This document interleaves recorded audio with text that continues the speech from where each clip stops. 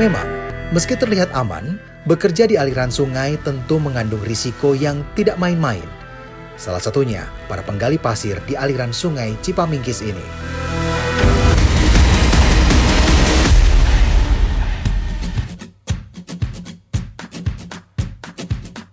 Pemberani, melihat aktivitas para penambang pasir di kampung Cicadas ini, rasanya saya tertantang untuk mencoba merasakan seberapa beratnya kerja menjadi seorang penambang pasir. Para penambang pasir yang ada di sini bukan sepenuhnya asli warga kampung ini. Sebagian dari mereka berasal dari wilayah Citerep dan Gunung Putri. Saya menghampiri Pak Agus, seorang supir truk yang biasa mengangkut pasir dari sungai. Pak, mobil apa nih Pak? Antik. Iya. Oh, sil antik banget ya Pak. Iya, Menambang pasir Pak? iya, Di situ? iya di kali. Mau ikut? Boleh. Ayo. Saya lalu diperbolehkan ikut sama Pak Agus untuk ikut menambang pasir di sungai. Hidupin dulu mobilnya. Oh, jadi ini dengkol Pak? Iya. Biar saya aja nih Pak, nyobain Pak. Boleh ya? Ya, boleh. Mobil yang biasa digunakan oleh Pak Agus untuk membawa pasir dari sungai adalah mobil truk militer buatan Rusia. Pada masa Perang Dunia Kedua, mobil truk ini biasa digunakan untuk mengangkut logistik dan tentara. Cara menghidupkan mesinnya pun harus diengkol dulu. Wah, berhasil saya Pak. Pemberani, saya berhasil kan? Ayo Pak, kita Ayo, lanjut nih. mari. Saya dan Pak Agus naik ke mobil menuju ke sungai, tempat penambangan pasir.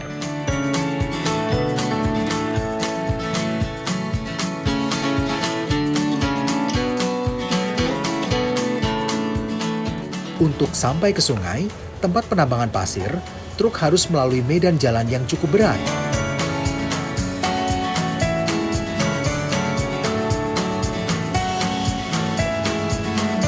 Pak Agus memang sudah terbiasa melewati jalan ini, jadi tidak ada lagi perasaan takut baginya.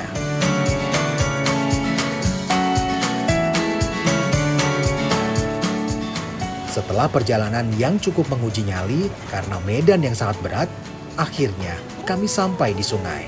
Pak Agus lalu memarkirkan mobil truk di tengah sungai. Hal ini dilakukan agar penggali pasir bisa langsung menaikkan pasir ke truk tanpa harus disimpan terlebih dulu. Sungai tempat penambangan pasir ini memang tidak terlalu dalam, tapi arus sungainya lumayan deras pemberani. Yakin Pak tambangnya di sini? Iya. Luar biasa.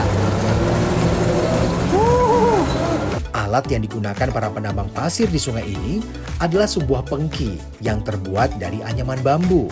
Pengki lalu dibenamkan ke dalam air untuk mengeruk pasir yang ada di dasar sungai. Jadi gini Pak, proses tambang pasir ya? Iya. Saya boleh coba nggak Pak? Boleh. Sekarang, saatnya saya untuk mencoba.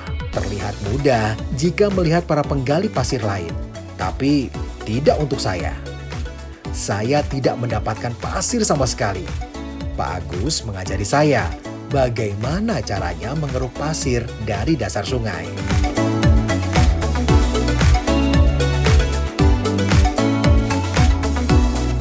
Saya coba untuk mengeruk pasir lebih dalam lagi.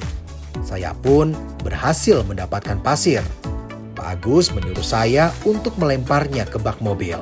Sehari bisa dapat berapa Pak? Dari 10, kadang 10 rit, kadang lebih. Oh, jadi 10. Kalau misalkan satu truk ini Pak, berapa lama Pak sampai penuh Pak? Ini 1 jam, setengah jam cepatnya. Oh, tergantung banyak orangnya ya? Iya. Oke Pak, saya nyobain sekali lagi Pak. Untuk mengeruk pasir dari dasar sungai, saya benar-benar membutuhkan tenaga yang super ekstra. Pasir yang masih tercampur air ketika diangkat terasa sangat berat. Belum lagi harus dilempar ke bak mobil truk yang lumayan tinggi.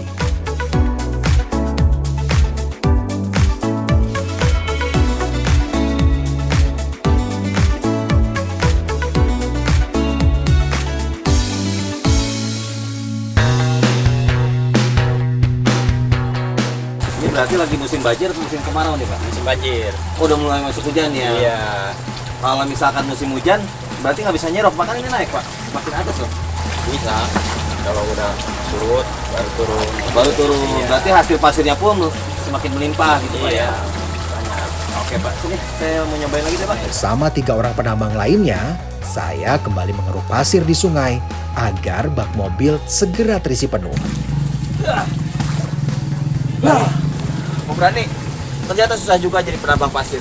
Tidak semudah dibayangkan Pak ya. Iya. Sepertinya pasir di tempat ini sudah mulai menipis. Pak Agus kemudian memajukan mobilnya ke depan untuk mencari lahan baru. Saya membantunya untuk memarkirkan mobil.